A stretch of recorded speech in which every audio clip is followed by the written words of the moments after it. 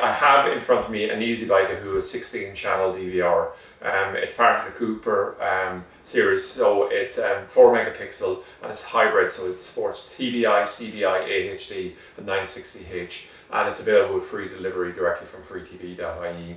So Dahua made a decision to bring out the Cooper range simply because they want to be able to have an attractive offering in the sort of domestic DIY market. So what it's gone for is quite high specs in terms of the resolution, in terms of technology it'll work with, an extremely easy setup in terms of a QR code app where you simply scan it and it's up and running on your smartphone.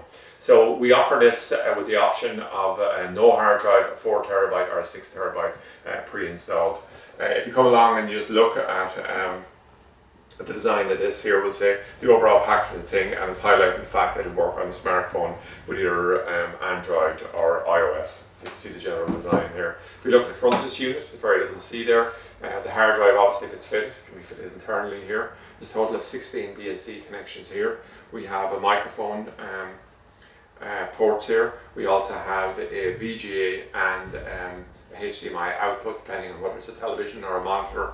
2 USB ports for extracting recordings or uploading firmware. The LAN connection and also an external power unit here. So you can see the power unit. We have a mouse and we have 2 SATA cables. So overall, I think this is quite an excellent kit. So within the overall range, I think it's a 4, an 8 and a 16. 16 probably would be the least popular of them, but it gives great flexibility in terms of, like, if you had a situation where you only need 6 or 7 cameras, but you think you might need to add more, by going with one of this is very easy and cheap to add on additionally, and the price difference between an 8 and a 16 is probably a factor of about 40 or 50% rather than twice the price. So overall, we'll say I think this really is something that will sit well in the marketplace because of the specs, the price point and the ease of setup.